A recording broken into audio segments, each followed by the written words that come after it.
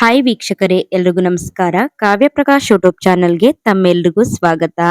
2026ರ ಮೀನ ರಾಶಿಯವರಿಗೆ ವರ್ಷ ಪೂರ್ತಿ ಶನಿ ಆಶೀರ್ವಾದ, ಅದೃಷ್ಟ ನಿಮ್ಮದೇ. ಹೌದು, 2026ರ ಹೊಸ ವರ್ಷದ ಹೊಸ್ತಿಲಲ್ಲಿ ನಾವಿದ್ದೇವೆ. ವೈದಿಕ ಜ್ಯೋತಿಷ್ಯ ಶಾಸ್ತ್ರದ ಪ್ರಕಾರ ಮೀನ ರಾಶಿಯವರಿಗೆ 2026ರ ಹೊಸ ವರ್ಷ ಹೇಗಿರಲಿದೆ?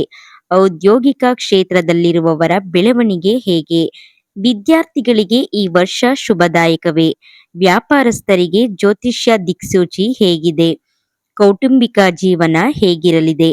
ಆರೋಗ್ಯ, ಆರ್ಥಿಕ ಸ್ಥಿತಿಯಲ್ಲಿ ಶುಭ ಫಲಗಳಿವೆಯಾ ಎನ್ನುವ ವಾರ್ಷಿಕ ರಾಶಿಫಲವನ್ನ ಇವತ್ತಿನ ಒಂದು ವಿಡಿಯೋದಲ್ಲಿ ತಿಳಿದುಕೊಳ್ಳೋಣ. ವೀಕ್ಷಕರೇ, 2026ರ ರಾಶಿಫಲದ ಪ್ರಕಾರ ಮೀನ ರಾಶಿಯವರಿಗೆ ಈ ವರ್ಷವು ಸಾಡೆ ಸತಿಯ ಪ್ರಭಾವದಲ್ಲಿರುತ್ತದೆ. ಶನಿಯು ವರ್ಷ ಪೂರ್ತಿ ನಿಮ್ಮ ರಾಶಿಯಲ್ಲಿ ನೆಲೆಸುತ್ತಾನೆ. ಆದರೆ ರಾಹು 12ನೇ ಮನೆಯಲ್ಲಿ ಸಾಗುತ್ತಾನೆ. ಗುರುವು 4ನೇ, 5ನೇ ಮತ್ತು 6ನೇ ಮನೆಗಳಲ್ಲಿ ಸಾಗುತ್ತಾನೆ.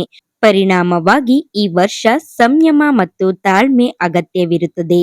ನೀವು ಹಣಕಾಸಿನ ವಿಷಯಗಳಲ್ಲಿ ಸಂಯಮವನ್ನು ಹೊಂದಿರಬೇಕು. ಶುಭ ಕಾರ್ಯಕ್ರಮಗಳಿಗಾಗಿ ನಿಮ್ಮ ಖರ್ಚು ಹೆಚ್ಚಾಗುತ್ತದೆ. ಶನಿಯು ವರ್ಷವಿಡೀ ಲಗ್ನ ಮನೆಯಲ್ಲಿರುತ್ತಾನೆ. ಇದು ನಿಮ್ಮ ಜೀವನದ ಜವಾಬ್ದಾರಿಗಳನ್ನು ಹೆಚ್ಚಿನ ಗಂಭೀರತೆ ಮತ್ತು ಸ್ವಯಂ ಶಿಸ್ತಿನಿಂದ ಸಮೀಪಿಸಲು ನಿಮ್ಮನ್ನು ಪ್ರೋತ್ಸಾಹಿಸುತ್ತದೆ. ಈ ಸಂಚಾರವು ನಿಮ್ಮನ್ನು ಸ್ವಯಂ ಮೌಲ್ಯಮಾಪನ, ತಾಳ್ಮೆ ಮತ್ತು ಪ್ರಾಯೋಗಿಕ ಚಿಂತನೆಗೆ ಕರೆದೊಯ್ಯುತ್ತದೆ.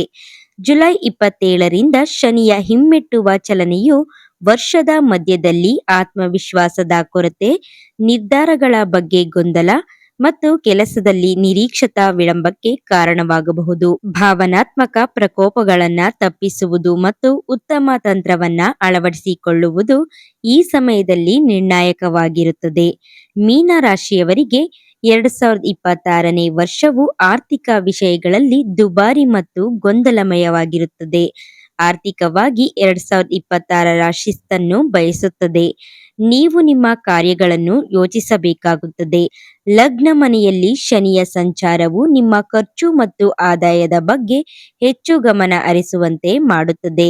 ವರ್ಷದ ಆರಂಭದಲ್ಲಿ ಆದಾಯ ಸ್ಥಿರವಾಗಿರುತ್ತದೆ, ಆದರೆ ವೆಚ್ಚಗಳನ್ನು ನಿಯಂತ್ರಿಸುವುದು ಅಗತ್ಯವಾಗಿರುತ್ತದೆ. ಜನವರಿಯಿಂದ ಜೂನ್ 2026ರವರೆಗೆ 4ನೇ ಮನೆಯಲ್ಲಿ ಗುರುವಿನ ಸಂಚಾರವು ಮನೆ, ವಾಹನ ಅಥವಾ ಆಸ್ತಿಗೆ ಸಂಬಂಧಿಸಿದ ವೆಚ್ಚಗಳನ್ನ ಹೆಚ್ಚಿಸಬಹುದು.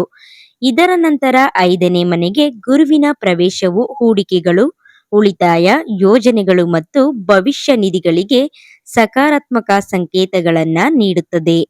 ಉದ್ಯಮಿಗಳಿಗೆ ವರ್ಷದ ಉತ್ತರಾರ್ಧದಲ್ಲಿ, ವಿಶೇಷವಾಗಿ ಡಿಸೆಂಬರ್ 2026ರ ನಂತರ ಲಾಭದ ಸಾಧ್ಯತೆ ಹೆಚ್ಚಾಗುತ್ತದೆ. 11ನೇ ಮನೆಗೆ ರಾಹುವಿನ ಪ್ರವೇಶವು ಹೊಸ ಆದಾಯದ ಮೂಲಗಳನ್ನ ಸಕ್ರಿಯಗೊಳಿಸಬಹುದು. ಇನ್ನ ವೃತ್ತಿ ಜೀವನದಲ್ಲಿ ನೋಡೋದಾದ್ರೆ 2026ನೇ ವರ್ಷವು ಮೀನ ರಾಶಿಯವರಿಗೆ ಉದ್ಯೋಗ ಮತ್ತು ವ್ಯವಹಾರದ ವಿಷಯದಲ್ಲಿ ಪ್ರಗತಿ ಮತ್ತು ಸ್ವಯಂ ಶಿಸ್ತಿನ ವರ್ಷವಾಗಿರುತ್ತದೆ. ವರ್ಷವಿಡೀ ಲಗ್ನ ಮನೆಯಲ್ಲಿ ಶನಿಯ ಸಂಚಾರವು ನಿಮ್ಮ ಗುರುತನ್ನ ನಿಮ್ಮ ಕಠಿಣ ಪರಿಶ್ರಮ, ತಾಳ್ಮೆ ಮತ್ತು ಸ್ಥಿರ ಪ್ರಯತ್ನಗಳಿಂದ ರೂಪಿಸುತ್ತದೆ ಎಂದು ಸೂಚಿಸುತ್ತದೆ. ವರ್ಷದ ಆರಂಭದಲ್ಲಿ ಕೆಲಸದಲ್ಲಿ ಒತ್ತಡ ಮತ್ತು ಜವಾಬ್ದಾರಿಗಳು ಹೆಚ್ಚಾಗಬಹುದು. ನೀವು ನಿಮ್ಮ ಕೌಶಲ್ಯಗಳನ್ನ ಅಭಿವೃದ್ಧಿಪಡಿಸಿಕೊಳ್ಳಬೇಕು ಮತ್ತು ನಿಮ್ಮ ಕೆಲಸದ ಶೈಲಿಯಲ್ಲಿ ಹೆಚ್ಚು ಸಂಘಟಿತರಾಗಬೇಕು. ಶನಿಯ ಹಿಮ್ಮೆಟ್ಟುವ ಹಂತದಲ್ಲಿ ಕೆಲವು ಯೋಜನೆಗಳು ವಿಳಂಬವಾಗಬಹುದು, ಬಡ್ತಿಗಳು ವಿಳಂಬವಾಗಬಹುದು ಅಥವಾ ನಿರ್ಧಾರಗಳನ್ನು ಪರಿಷ್ಕರಿಸಬೇಕಾಗಬಹುದು. ಈ ಸಮಯದಲ್ಲಿ ಉದ್ಯೋಗ ಬದಲಾವಣೆಗಳನ್ನ ತಪ್ಪಿಸುವುದು ಮತ್ತು ನಿಮ್ಮ ಪ್ರಸ್ತುತ ಕೆಲಸದ ಮೇಲೆ ಕೇಂದ್ರೀಕರಿಸುವುದು ಹೆಚ್ಚು ಪ್ರಯೋಜನಕಾರಿಯಾಗಿದೆ.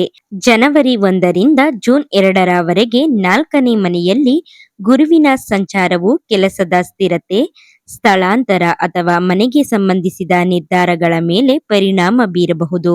ಜೂನ್ 2ರಿಂದ ಗುರುವಿನ 5ನೇ ಮನೆಗೆ ಪ್ರವೇಶವು ಸೃಜನಶೀಲತೆ, ನಾಯಕತ್ವ ಮತ್ತು ವೃತ್ತಿಪರ ವಿಶ್ವಾಸವನ್ನ ಬಲಪಡಿಸುತ್ತದೆ. ಈ ಸಮಯವು ಹೊಸ ಯೋಜನೆಗಳನ್ನ ಪ್ರಾರಂಭಿಸಲು, ಶಿಕ್ಷಣ ಆಧಾರಿತ ವೃತ್ತಿ ಜೀವನವನ್ನ ಮುಂದುವರಿಸಲು ಅಥವಾ ಸಲಹಾ ಕೆಲಸಗಳನ್ನ ಮಾಡಲು ವಿಶೇಷವಾಗಿ ಅನುಕೂಲಕರವಾಗಿರುತ್ತದೆ. ಈ ವರ್ಷ ಮೀನ ರಾಶಿಯವರು ಉದ್ಯೋಗ ಬದಲಾವಣೆಗಳನ್ನ ಸಹ ಅನುಭವಿಸಬಹುದು. ಇನ್ನ ವೈವಾಹಿಕ ಜೀವನವನ್ನ ನೋಡೋದಾದ್ರೆ ನೀವು ವಿವಾಹಿತರಾಗಿದ್ದರೆ 2026ರ ವರ್ಷವು ನಿಮಗೆ ವಿಶೇಷವಾಗಬಹುದು. ಈ ವರ್ಷ ನೀವು ವೈವಾಹಿಕ ಜೀವನದಲ್ಲಿ ಕೆಲವು ಉತ್ತಮ ಅನುಭವಗಳನ್ನ ಪಡೆಯುತ್ತೀರಿ. ಸಂಗಾತಿ ನಿಮ್ಮ ಸಂತೋಷಕ್ಕೆ ಕಾರಣರಾಗುತ್ತಾರೆ. ಆದರೆ ನೀವು ಕಹಿ ಅನುಭವಗಳನ್ನ ಸಹ ಅನುಭವಿಸಬೇಕಾಗುತ್ತದೆ. ನಿಮ್ಮ ಸಂಗಾತಿಗೆ ಅವರ ಪಾಲಿಗೆ ಸಾಕಷ್ಟು ಸಮಯವನ್ನ ನೀಡಿ. ನಿಮ್ಮಿಬ್ಬರ ನಡುವೆ ಅಹಂಕಾರದ ಘರ್ಷಣೆ ಉಂಟಾಗಬಹುದು ಅಥವಾ ಕೆಲವು ತಪ್ಪು ತಿಳುವಳಿಕೆಯಿಂದಾಗಿ ವಿವಾದದ ಸಾಧ್ಯತೆ ಇದೆ. ಆದ್ದರಿಂದ ಸಂಬಂಧಕ್ಕೆ ಅಹಂಕಾರವನ್ನ ತರಬೇಡಿ ಮತ್ತು ಯಾವುದೇ ಸಂದೇಹ ಅಥವಾ ಗೊಂದಲವಿದ್ದರೆ ಅದನ್ನ ತಕ್ಷಣವೇ ತೆರವುಗೊಳಿಸಿ. ಇದು ನಿಮ್ಮ ವೈವಾಹಿಕ ಜೀವನದಲ್ಲಿ ಸಮಸ್ಯೆಗಳನ್ನ ಉಂಟು ಮಾಡುವುದಿಲ್ಲ. ಸಂಗಾತಿಯ ಆರೋಗ್ಯ ಹದಗೆಡಬಹುದು. ದಾಂಪತ್ಯ ಜೀವನವನ್ನು ಸಂತೋಷವಾಗಿಡಲು ನೀವು ನಿಮ್ಮ ದಾಂಪತ್ಯ ಜೀವನಕ್ಕೆ ಸಮರ್ಪಿತರಾಗಿರಬೇಕು. ಇನ್ನು ಪ್ರೇಮ ಮತ್ತು ಪ್ರೀತಿ ವಿಷಯಗಳಲ್ಲಿ ನೋಡೋದಾದ್ರೆ ಮೀನರಾಶಿಯವರಿಗೆ 2026ನೇ ವರ್ಷವು ಪ್ರೀತಿ ಮತ್ತು ಕುಟುಂಬದ ವಿಷಯಗಳಲ್ಲಿ ಅವರ ಭಾವನಾತ್ಮಕ ಪರಿಪಕ್ವತೆ ಮತ್ತು ಸ್ಪಷ್ಟತೆಯನ್ನ ಪರೀಕ್ಷಿಸುತ್ತದೆ. ರಾಹು 12ನೇ ಮನೆಯಲ್ಲಿ ಮತ್ತು ಕೇತು 6ನೇ ಮನೆಯಲ್ಲಿ ವರ್ಷದ ಬಹುಪಾಲು ಇರುತ್ತಾರೆ.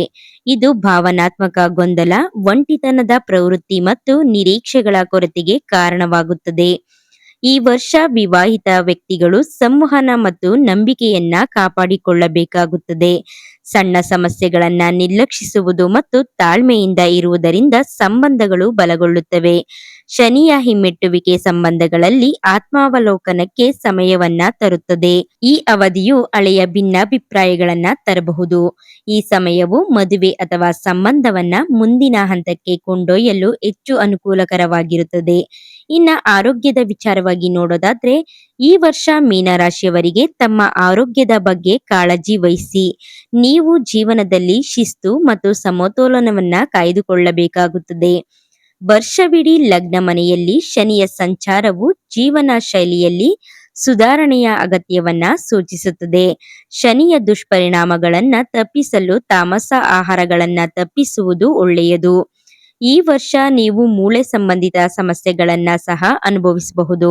ಶನಿಯ ಹಿಮ್ಮೆಟ್ಟುವ ಹಂತದಲ್ಲಿ ಆಯಾಸ, ಒತ್ತಡ ಮತ್ತು ನಿದ್ರೆಗೆ ಸಂಬಂಧಿಸಿದ ಸಮಸ್ಯೆಗಳು ಉಂಟಾಗಬಹುದು. ಈ ಸಮಯದಲ್ಲಿ ಯೋಗ, ಧ್ಯಾನ ಮತ್ತು ನಿಯಮಿತ ದಿನಚರಿ ಅತ್ಯಂತ ಪ್ರಯೋಜನಕಾರಿ ಎಂದು ಸಾಬೀತುಪಡಿಸುತ್ತದೆ. 5ನೇ ಮನೆಯಲ್ಲಿ ಗುರುವಿನ ಸಂಚಾರವು ಮಾನಸಿಕ ಸಕಾರಾತ್ಮಕತೆ ಮತ್ತು ಶಕ್ತಿಯನ್ನ ಹೆಚ್ಚಿಸುತ್ತದೆ. ಆದರೆ ವರ್ಷದ ಉತ್ತರಾರ್ಧದಲ್ಲಿ ಆರೋಗ್ಯವು ಸ್ಥಿರವಾಗಿರುತ್ತದೆ.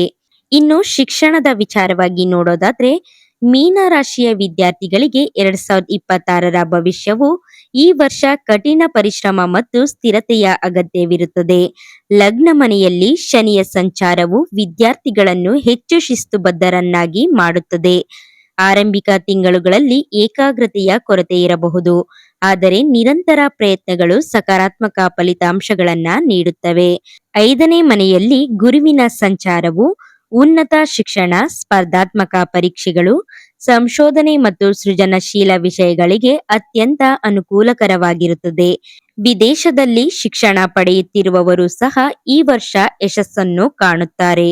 ಆದರೆ ಅಕ್ಟೋಬರ್ ನಂತರ ಗುರು 6ನೇ ಮನೆಗೆ ಪ್ರವೇಶಿಸುವುದರಿಂದ ಅಧ್ಯಯನದ ಒತ್ತಡ ಹೆಚ್ಚಾಗಬಹುದು. ಆದರೆ ಇದು ನಿಮ್ಮ ಮಾನಸಿಕ ಶಕ್ತಿಯನ್ನ ಬಲಪಡಿಸುತ್ತದೆ. ನೋಡುದ್ರಲ್ವಾ ವೀಕ್ಷಕರೇ, 2026ರ ಮೀನರಾಶಿಯ ರಾಶಿಫಲ ಹೇಗಿತ್ತು ಅಂತ ಹೇಳಿ. ಈ ಮಾಹಿತಿ ತಮ್ಮೆಲ್ರಿಗೂ ಇಷ್ಟ ಆಗಿದ್ರೆ ತಪ್ಪದೆ ವಿಡಿಯೋಗೆ ಒಂದು ಲೈಕ್ ಕೊಟ್ಟು ಹಾಗೆ ಮರಿದೆ ಸಬ್ಸ್ಕ್ರೈಬ್ ಮಾಡಿ ಅಂತ ಹೇಳ್ತಾ ಮತ್ತೊಂದು ರಾಶಿಫಲದೊಂದಿಗೆ ಸಿಗ್ತೀನಿ. ಅಲ್ಲಿವರೆಗೂ ಎಲ್ಲಿಗೂ ಧನ್ಯವಾದಗಳು.